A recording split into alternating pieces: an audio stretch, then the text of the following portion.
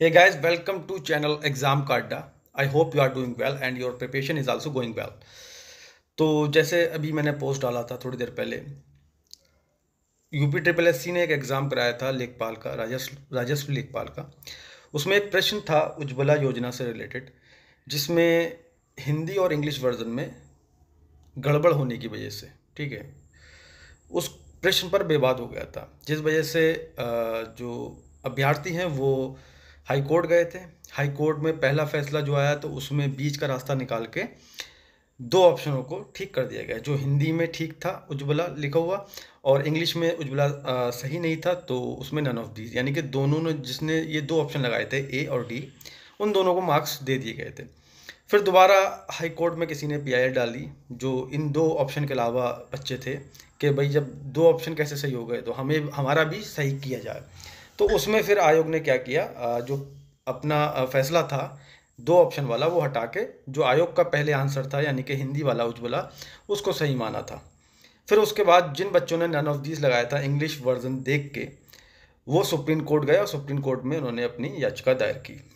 आज उसका फाइनल जो है वर्डिक्ट आ चुकी है, यानी कि उसके बारे में निर्णय आ चुका है और सुप्रीम कोर्ट ने उस क्वेश्चन में नन ऑफ दीज यानी कि ऑप्शन डी सही माना है। ठीक है, अब ऑप्शन डी सही मानने का मतलब ये हो गया कि अब लेखपाल का रिजल्ट रिवाइज होगा और दोबारा आएगा, क्योंकि जो बाउंड्री पर थे, मान लो 75.75 कट ऑफ गई है और 75.50 वाला बच्चा उसमें सेलेक्ट नहीं हो पाया। ठीक है, अब उसका क्या हुआ, उसने ऑप्शन डी लगाया था, उसका ऑप्शन डी जो है वो सही हो गया। अब उसके 1.25 मार्क्स जो हैं वो बढ़ेंगे, क्योंकि पहले उसका गलत था। तो अब 1.25 जब मार्क्स बढ़ेंगे तो उसके 76.75 हो जाएंगे, यानी कि 76.75 मार्क्स हो जाएंगे। और जो आयोग की कट ऑफ है वो कितनी है, 75.75। तो यानी कि एक मार्क्स कट ऑफ से ऊपर आ गया, तो उस बच्चे को अब ऐड किया जाएगा। ठीक है, और जो बच्चा बाउंड्री पर था तो उसके अगर माइनस हो रहे हैं, उसने अगर ए लगाया था पहले, ठीक है, तो ये से उसके जो है मार्क्स उसको 1.25 मिल चुके थे, अब उसके मार्क्स माइनस होंगे, तो वो उसका बाहर हो गया, आउट हो गया। ठीक है, चाहे उसने डीबी कराया या नहीं कराया, वो ऑटोमेटिकली बाहर हो गया, क्योंकि अब वो कट ऑफ से बाहर चला गया। वो आयोग उसका जो फिल्टर लगा के वो कर देगा, वैसे भी उसका सिलेक्शन होना नहीं था, बाउंड्री पे ही है वो। ठीक है, इतना बड़ा इशू नहीं है कोई। तो कुछ लोग ये समझ रहे हैं कि अब डीबी हो गया है तो रिजल्ट नहीं आएगा, तो भैया जनरल वर्डिक्ट है ये। ठीक है, याची लाभ नहीं दिया गया है, ये लाभ सबको मिलेगा। जिसने भी ऑप्शन डी को ऑप्ट किया है उन सभी को 1.25 मार्क्स जो हैं वो मिलेंगे, अब उनके इंक्रीज होंगे। वो बात अलग है कि उनका डीबी के लिए कॉल आए या ना आए, या फिर फाइनल सिलेक्शन हो ना हो। अब सबसे बड़ी दिक्कत उन लोगों के लिए हो गई है जो अभी 78, 79 या 80 के आसपास इनके मार्क्स थे, और अब उनके मार्क्स जो हैं 1.25 जो डिक्रीज होंगे।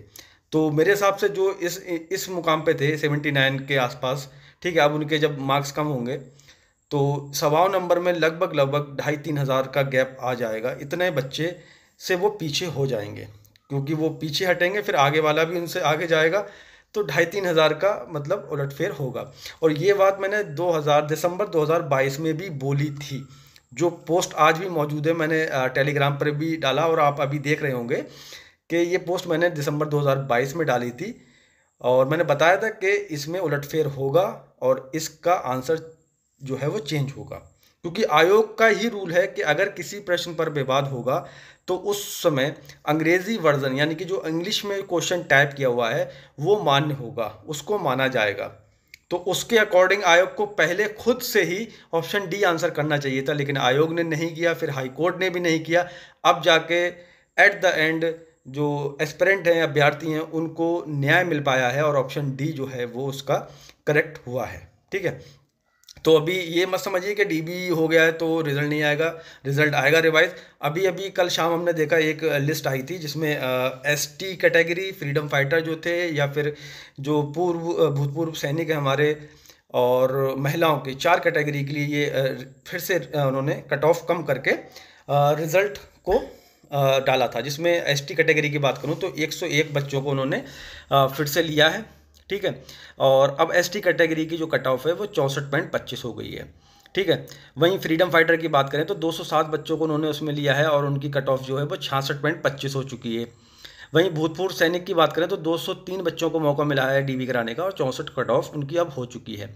महिलाओं की बात करें तो महिलाओं में 331 महिलाओं को उन्होंने फिर से बुलाया है और अब कट ऑफ जो है वो 75 अंक कर दी गई है। ठीक है, तो ये लोग भी अब डीबी के लिए जाएंगे। अब हो सकता है कि अब दोबारा से नोटिस आए, क्योंकि इसमें कुछ ये भी होंगे जिन्होंने ऑप्शन ए ऑप्ट कर रखा होगा, या फिर ना आए। वो आयोग अभी अपना नोटिफिकेशन देगा, क्योंकि अभी ऑर्डर वर्डिक्ट आई है। ठीक है, तो लाइव जैसे हम देख लेते हैं तो तुरंत ही वर्डिक्ट का ऑर्डर नहीं आता, उसमें अभी टाइम लगेगा।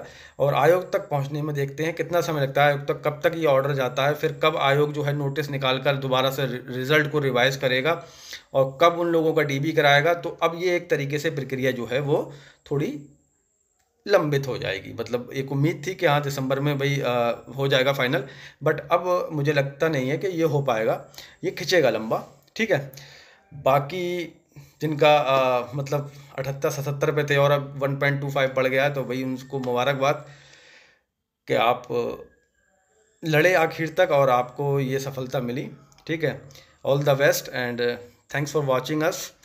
एंड वन मोर थिंग, अगर आपने चैनल को सब्सक्राइब नहीं किया है तो प्लीज़ चैनल को सब्सक्राइब ज़रूर कर लीजिए, और वीडियो अच्छी लगी तो वीडियो को लाइक और शेयर करना बिल्कुल भी ना भूलें। आज के लिए इतना ही।